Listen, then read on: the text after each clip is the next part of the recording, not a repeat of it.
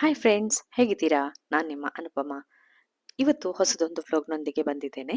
ಇದರಲ್ಲಿ ಕೆಲವೊಂದು ಟಿಪ್ಸನ್ನು ತಗೊಂಡ್ಬಂದಿದ್ದೀನಿ. ಎಲ್ಲವನ್ನ ಒಮ್ಮೆ ಟ್ರೈ ಮಾಡಿ. ನಿಮಗೆ ನಿಮ್ಮ ಅಡಿಗೆ ಮನೆಯಲ್ಲಿ ಅಥವಾ ಎಲ್ಲಿಯಾದರೂ ಇದು ಯೂಸ್ ಆಗ್ಬೋದು. ಇಷ್ಟ ಅಂತ ಆದರೆ ಅಥವಾ ಯೂಸ್ ಅಂತ ಆದರೆ ಪ್ಲೀಸ್ ಲೈಕ್ ಕೊಡಿ. ಹಾಗೆ ಕಮೆಂಟ್ ಹಾಕಲಿಕ್ಕೆ ಮರಿಬೇಡಿ. ಹಾಗಾದ್ರೆ ಇನ್ಯಾಕೆ ತಡ, ಎಲ್ಲ ಟಿಪ್ಸನ್ನು ನೋಡ್ಕೊಂಬರೋಣ ಬನ್ನಿ. ಈಗ ಮೊದಲನೇ ಟಿಪ್ಸಲ್ಲಿ ಬದನೆಕಾಯಿ ಅಂತ ತಗೊಂಡಿದ್ದೇನೆ ನೋಡಿ. ಇದನ್ನ ಕಟ್ ಮಾಡಿ ಹಾಗೆ ಇಟ್ಟರೆ ಕಪ್ಪಾಗ್ತದೆ. ಅದಕ್ಕೊಂದು ಟಿಪ್ಸ್.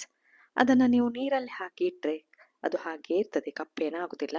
ನಂತರ ನೀವು ಅದನ್ನ ಅಡಿಗೆಗೆ ಯೂಸ್ ಮಾಡಬಹುದು. ಈಗ ನೆಕ್ಸ್ಟ್ ಟಿಪ್ ನೋಡ್ಕೊಂಬರೋಣ ಬನ್ನಿ. ಇಂಥ ಜಾರನ್ನೆಲ್ಲ ನಾವು ಜಾತ್ರೆಯಲ್ಲಿ ಅಥವಾ ಎಲ್ಲಿಯಾದ್ರೂ ಶಾಪಲ್ಲಿ ನೋಡಿದ್ರೆ ಆ ಕೂಡ್ಲೆ ತಗೊಂಡ್ ಬರ್ತೇವೆ. ಆದ್ರೆ ಏನು ಹಾಕಿಡುದಿಲ್ಲ. ನೀವು ಇದನ್ನ ಹಾಗೆ ಖಾಲಿ ಇಡುವ ಬದಲು ಈ ರೀತಿ ಯೂಸ್ ಮಾಡ್ಕೋಬಹುದು. ನೋಡಿ, ನೋಡ್ಲಿಕ್ಕೆ ಕೂಡ ಎಷ್ಟು ಚೆನ್ನಾಗಿದೆ. ಹಾಗೆ ನಿಮ್ಗೆ ಏನಾದ್ರೂ ಪಕ್ಕ ಅರ್ಜೆಂಟ್ ಆಗಿ ಏನಾದ್ರೂ ಸಿಗ್ಬೇಕಂತ ಹೇಳಿದ್ರೆ ನಿಮ್ಗೆ ಬೇಕಾದ ವಸ್ತುಗಳನ್ನ ಇಲ್ಲಿ ಇದರಲ್ಲಿ ಇಟ್ಕೋಬಹುದು. ನಾನಿಲ್ಲಿ ಕೆಲವು ಜಾಮ್ ಪ್ಯಾಕೆಟ್, ಪಿಕ್ಕಲ್ ಪ್ಯಾಕೆಟ್ ಎಲ್ಲ ಹೀಗೆ ಸಿಕ್ಕಿರ್ತದೆ.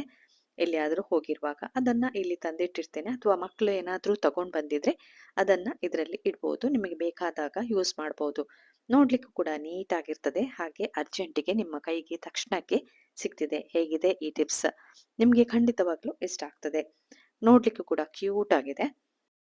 ಅಡಿಗೆ ಮನೆಯ ಶೆಲ್ಫಲ್ಲಿ ಇಡ್ಲಿಕ್ಕೂ ಕೂಡ ಚಂದ ಕಾಣ್ತದೆ ಅಡಿಗೆ ಕೋಣೆ. ಮತ್ತೆ ಹೆಚ್ಚೇನು ಬೆಲೆ ಇರೋದಿಲ್ಲ ಇದಕ್ಕೆ. ಎಲ್ಲೋ 20 ರೂಪಾಯಿ ಎಲ್ಲ ಇರ್ತದೆ. ನೋಡಿದ್ರೆ ತಗೊಂಡ್ ಬಂದು ಚೆನ್ನಾಗಿ ಇಟ್ಕೊಳ್ಳಿ. ಈಗ ನೆಕ್ಸ್ಟ್ ಟಿಪ್ ನೋಡ್ಕೊಂಡ್ ಬರೋಣ ಬನ್ನಿ. ಇಲ್ಲಿ ನಾನು ಟೊಮೆಟೊ ಕೆಚಪ್ ಇದು ಸ್ಯಾಶೆ ತಕೊಂಡಿದ್ದೇನೆ. ಇದನ್ನ ಮಕ್ಕಳು ತಿಂತಾರೆ. ತಿನ್ನದೇ ಇದ್ರೆ ಯಾವ ರೀತಿ ಯೂಸ್ ಮಾಡ್ಬೇಕಂತ ಹೇಳ್ತಾ ಇದ್ದೇನೆ ನಾನು. ಇಲ್ಲಿ ನಾನು ನೋಡಿ, ಕಾಪರ್ ಇದು ಬಾಟಮ್ ಇದು ಒಂದು ಪಾತ್ರೆ ತಕೊಂಡಿದ್ದೇನೆ. ಕಲರ್ ಯಾವ ತರ ಆಗಿದೆ ಅಂತ ಗೊತ್ತಾಗ್ತಿರ್ಬೋದು. ಹಾಗೆ ಅದನ್ನ ಎಷ್ಟು ಕ್ಲೀನ್ ಮಾಡಿದ್ರೂ ಹೋಗುದಿಲ್ಲ. ಅದಕ್ಕೆ ಕೆಚಪ್ ಅನ್ನ ಓಪನ್ ಮಾಡಿ ಸ್ವಲ್ಪ ಅದಕ್ಕೆ ಕೆಚಪ್ ಹಾಕೊಳ್ಳಿ. ಹಾಕಿ ಕೈಯಲ್ಲೇ ಅದನ್ನ ಸ್ಪ್ರೆಡ್ ಮಾಡಿ. ಒಂದು 10ರಿಂದ 15 ನಿಮಿಷ ಅದನ್ನ ಹಾಗೆ ಬಿಟ್ಬಿಡಿ. ಎಲ್ಲ ಕಡೆ ಒರೆಸಿ ಮಾತ್ರ. ಎಲ್ಲೆಲ್ಲಿ ಕಪ್ಪಾಗಿದೆ ನೋಡಿ ಅಲ್ಲೆಲ್ಲ ಉಜ್ಕೊಳ್ಳಿ. ಉಜ್ಕೊಂಡು ಅದನ್ನ ಹಾಗೆ ಬಿಡಬೇಕು. ನಾನಿಲ್ಲಿ ಅದನ್ನ ಹಾಕಿ ಬಿಟ್ಟಿರ್ತೇನೆ. ಒಂದು 10 ನಿಮಿಷ ಸಾಕಾಗ್ತದೆ. ನಿಮ್ಗೆ ಡಿಫ್ರೆನ್ಸ್ ಗೊತ್ತಾಗ್ತದೆ. ನಂತರ ಅದನ್ನ ಒಂದು ಸ್ಕ್ರಬ್ಬರ್ ಅಲ್ಲಿ ಚೆನ್ನಾಗಿ ಉಜ್ಕೊಳ್ಳಿ. ನೋಡಿ ಕಲರ್ ಚೇಂಜ್ ಯಾವ ರೀತಿ ಆಗ್ತದೆ ಅಂತ. ಹಾಗೆ ನನ್ನ ಚಾನಲ್ ಅನ್ನ ಹೊಸದಾಗಿ ನೋಡ್ತಿರೋರು ಪ್ಲೀಸ್ ಸಬ್ಸ್ಕ್ರೈಬ್ ಮಾಡಿ, ನನಗೆ ಸಪೋರ್ಟ್ ಮಾಡಿ. ನಿಮ್ಗೆ ಯಾವ್ದಾದ್ರೂ ಟಿಪ್ಸ್ ಇಷ್ಟ ಆದ್ರೆ ನನಗೆ ಕಮೆಂಟ್ ಹಾಕ್ಲಿಕ್ಕಂತೂ ಮರಿಬೇಡಿ. ಲೈಕ್ ಕೊಡ್ಲಿಕ್ಕಂತೂ ಮರಿಲೇಬೇಡಿ. ಅದೇ ರೀತಿ ನಿಮ್ಮ ಫ್ರೆಂಡ್ಸ್ಗೂ ರಿಲೇಟಿವ್ಸ್ಗೂ ಎಲ್ರಿಗೂ ಇದನ್ನ ಶೇರ್ ಮಾಡಿ. ಅವ್ರು ಕೂಡ ಇದನ್ನ ಯೂಸ್ ಮಾಡ್ಕೊಳ್ಳಿ. ಅಂದ್ರೆ ಈ ಎಲ್ಲ ಟಿಪ್ಸ್ ಅನ್ನ ಒಮ್ಮೆ ಅವರು ಟ್ರೈ ಮಾಡ್ಕೊಳ್ಳಿ. ನೋಡಿ, ನಾನಿಲ್ಲಿ ಅದನ್ನ ಚೆನ್ನಾಗಿ ಉಜ್ತಾ ಇದ್ದೇನೆ. ಕಲರ್ ಯಾವ ರೀತಿ ಚೇಂಜ್ ಆಗ್ತಾ ಇದೆ ಅಂತ. ತುಂಬಾ ಚೆನ್ನಾಗಿ ಆಗ್ತದೆ ನೋಡಿ, ಚೆನ್ನಾಗಿ ಆಗಿದೆ. ಈಗ ಇದನ್ನ ನಾನು ನೀರಲ್ಲಿ ಒಮ್ಮೆ ತೊಳೆದು ತಗೊಂಡ್ ಬರ್ತೇನೆ. ಅಂದ್ರೆ ಕ್ಲೀನ್ ಮಾಡಿ ತಗೊಂಡ್ ಬರ್ತೇನೆ.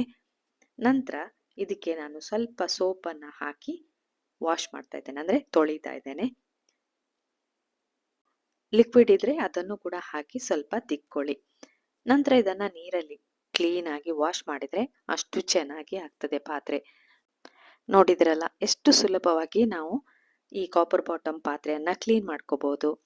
ಇದೇ ತರ ತುಂಬಾ ಪಾತ್ರೆಗಳು ಅಥವಾ ಕಾಪರ್ ಇದು ಏನಾದ್ರೂ ಪೂಜಾ ಸಾಮಗ್ರಿ ಇದ್ರೆ ಅದನ್ನು ಕೂಡ ಈ ರೀತಿ ಕ್ಲೀನ್ ಮಾಡ್ಕೋಬಹುದು. ಅದಿಷ್ಟ ಇಲ್ಲ ಅಂದ್ರೆ ಪಾತ್ರೆಗಳನ್ನ ಕ್ಲೀನ್ ಮಾಡ್ಕೊಳ್ಳಿ. ಎಷ್ಟು ಒಳ್ಳೆಯ ಟಿಪ್ಸ್ ಅಲ್ಲ? ಹಾಗಾದ್ರೆ ಈಗ ನೆಕ್ಸ್ಟ್ ಟಿಪ್ ನೋಡ್ಕೊಂಡ್ ಬರೋಣ ಬನ್ನಿ. ಬಾಳೆಹಣ್ಣನ್ನ ತಗೊಂಡ್ ಬರ್ತೇವೆ, ಎಲ್ಲವನ್ನ ತಿನ್ಲಿಕ್ಕೆ ಆಗುದಿಲ್ಲ. ನೋಡಿ, ಇದು ಸ್ವಲ್ಪ ಸ್ವಲ್ಪ ಹಣ್ಣಾಗಿ ಓಪನ್ ಆಗಿದೆ.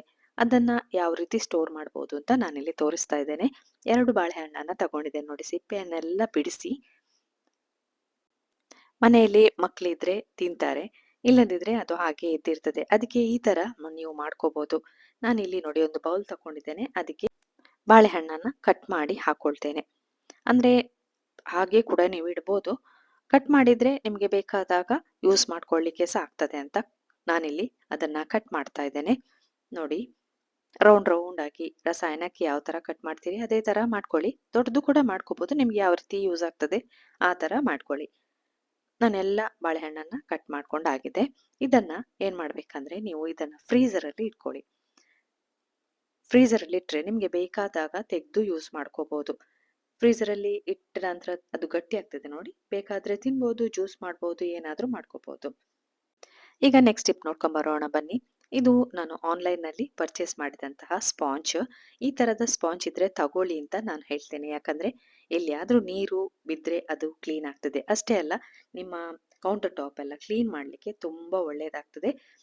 ಒಂದು ₹200 ಇದೆ ಇದಕ್ಕೆ. ನಾನೇನು ಇದರದ್ದು ಅಡ್ವರ್ಟೈಸ್‌ಮೆಂಟ್ ಅಲ್ಲ. ನನಗೆ ಯೂಸ್ ಆಗಿದೆ. ಆದ್ರಿಂದ ನಿಮ್ಗೆ ಇದನ್ನ ಹೇಳ್ತಾ ಇದ್ದೇನೆ. ನೋಡಿ ಇಲ್ಲಿ ನೀರು ಕೂಡ ಹಾಕಿ ತೋರಿಸ್ತಾ ಇದ್ದೇನೆ. ನೀರು ಹಾಕಿದ್ರೆ ಯಾವ ಥರ ಒರೆಸ್ಲಿಕ್ಕೆ ಆಗ್ತದೆ ಅಂದ್ರೆ ಕ್ಲೀನ್ ಆಗ್ತದೆ. ಏನು ನೀವು ಕಷ್ಟಪಡಬೇಕಂತಿಲ್ಲ. ಬಟ್ಟೆ ಎಲ್ಲ ಬೇಕಂತ ಇಲ್ಲ. ಇದರಲ್ಲೇ ನೀವು ಆರಾಮಾಗಿ ಕ್ಲೀನ್ ಮಾಡ್ಕೋಬಹುದು. ಅದೇ ರೀತಿ ಗ್ಯಾಸಿನ ಮೇಲೆ ಕೂಡ ಕ್ಲೀನ್ ಮಾಡಲಿಕ್ಕೆ ಆರಾಮಾಗ್ತದೆ. ಇದನ್ನ ನೀವು ಬೈ ಮಾಡ್ಬೋದು. ಅದಕ್ಕಾಗಿ ಇಲ್ಲಿ ತೋರಿಸ್ತಾ ಇದ್ದೇನೆ ನೋಡಿ. 2 ಪೀಸ್ ಬರ್ತದೆ. 1 ಪೀಸನ್ನ ನಾನು ಯೂಸ್ ಮಾಡ್ಕೊಂಡಿದ್ದೇನೆ. ಒಂದನ್ನ ಇಟ್ಕೊಂಡಿದ್ದೇನೆ. ಹಾಗಾದ್ರೆ ಈಗ ನೆಕ್ಸ್ಟ್ ಟಿಪ್ ನೋಡ್ಕೊಂಡ್ ಬರೋಣ ಬನ್ನಿ. ನೋಡಿ ಇಲ್ಲಿ ಬಾಳೆಹಣ್ಣನ್ನ ನಾನು ಕಟ್ ಮಾಡಿ ಒಂದು ಮಿಕ್ಸಿ ಜಾರಿಗೆ ಹಾಕ್ತಾ ಇದ್ದೇನೆ. ತುಂಬಾ ಸೆಕೆ ಈಗ. ಮಕ್ಕಳಿಗೆ ಈ ತರ ಒಂದು ಮಾಡಿಕೊಡಿ. ತುಂಬಾ ಖುಷಿ ಆಗ್ತಾರೆ. ಮತ್ತೆ ದೇಹಕ್ಕೂ ಕೂಡ ಒಳ್ಳೆಯದು. ಈ ಸೆಕೆಗೆ ಎಷ್ಟು ಜ್ಯೂಸ್ ಕುಡಿದ್ರೂ ಸಾಕಾಗುದಿಲ್ಲ. ಅದೇ ರೀತಿ ನೀರು ಕುಡಿದ್ರೂ ಸಾಕಾಗುದಿಲ್ಲ. ಏನಾದ್ರೂ ತಣ್ಣಗಿರುವಂಥದ್ದು, ಐಸ್ ಆಗಿರುವಂಥದ್ದು ತಗೊಳ್ವಾ ಅಂತ ಹೇಳಿ ಆಗ್ತದೆ. ಈ ರೀತಿ ನೀವು ಮಾಡಿಟ್ರೆ ಮಕ್ಕಳು ಹೋಗ್ತಾ ಬರ್ತಾ ಇದನ್ನ ಆರಾಮಾಗಿ ತಿನ್ಬಹುದು. ಇದಕ್ಕೀಗ ನಾನು ಸ್ವಲ್ಪ ಹಾಲನ್ನ ಹಾಕೊಳ್ತೇನೆ. ನಿಮ್ಗೆ ಹೇಗ್ ಬೇಕೋ ಹಾಗೆ ಮಾಡ್ಕೋಬಹುದು. ಇದಕ್ಕೆ ನಾನೇನು ಶುಗರ್ ಆಡ್ ಮಾಡ್ತಾ ಇಲ್ಲ. ಆಮ್, ಬಾಳೆಹಣ್ಣು ಸ್ವೀಟ್ ಇದೆ. ಅದೇ ರೀತಿ ನೋಡಿ ಇಲ್ಲಿ ರೂಹ್ ಅಫ್ಜಾ ಹಾಕೊಳ್ತಾ ಇದ್ದೇನೆ. ಅದು ಸೆಕೆಗೆ ತುಂಬಾ ಒಳ್ಳೆಯದು. ಅಂದ್ರೆ ರೋಸ್ ಪೆಟಲಿಂದ ಮಾಡಿರುವಂಥದ್ದು. ಅದನ್ನ ಹಾಕಿ ಸ್ವೀಟ್ ಕೂಡ ಇರ್ತದೆ. ಸಕ್ಕರೆ ಹಾಕದಿದ್ರೆ ಆಯ್ತು. ಸ್ವೀಟ್ ಹಾಕಿದ ನಂತರ ಅಂದ್ರೆ ರೂಹ್ ಅಫ್ಜಾ ಹಾಕಿದ ನಂತರ ಇಲ್ಲಿ 2 ಸ್ಟ್ರಾಬೆರಿಯನ್ನ ಹಾಕ್ತಾ ಇದ್ದೇನೆ. ನಾನು ಕಲರ್ ಕೂಡ ಆಗ್ತದೆ, ಫ್ಲೇವರ್ ಕೂಡ ಆಗ್ತದೆ ಅಂತ. ನೀವು ಯಾವುದೇ ಫ್ರೂಟ್ಸ್ ಇದ್ರೂ ಹಾಕೋಬಹುದು. ಬೇಡ ಅಂತ ಹೇಳಿದ್ರೆ ಖಾಲಿ ಬಾಳೆಹಣ್ಣಲ್ಲಿ ನೀವು ಮಾಡ್ಕೋಬಹುದು. ನೋಡಿ 2 ಸ್ಟ್ರಾಬೆರಿಯನ್ನ ಹಾಕಿ ಇದನ್ನ ಗ್ರೈಂಡ್ ಮಾಡಿ ತಗೊಂಡ್ ಬರ್ತೇನೆ. ಕಲರ್ ಕೂಡ ನೋಡಿ ಎಷ್ಟು ಚೆನ್ನಾಗಿದೆ. ಹಾಗೆ ನಾನಿಲ್ಲಿ ಐಸ್ ಕ್ಯಾಂಡಿದು ಮೋಲ್ಡ್‌ಗೆ ಇದನ್ನ ಹಾಕ್ತೇನೆ. ಐಸ್ ಕ್ಯಾಂಡಿ ಮೋಲ್ಡ್ ಇಲ್ಲದ್ರೆ ನೀವು ಗ್ಲಾಸಿಗೆ ಹಾಕೊಳ್ಳಿ. 2 ಸ್ಪೂನನ್ನ ಇಡಿ ಗ್ಲಾಸಲ್ಲಿ.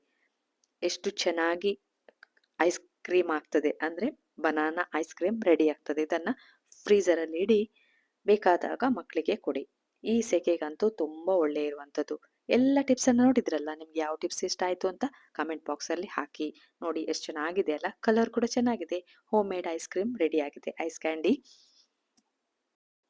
ಈ ಎಲ್ಲ ಟಿಪ್ಸ್ ಅನ್ನ ಒಮ್ಮೆ ಟ್ರೈ ಮಾಡಿ. ನಿಮ್ಗೂ ಖುಷಿ ಆಗ್ತದೆ. ನನ್ಗೂ ಖುಷಿ ಆಗ್ತದೆ.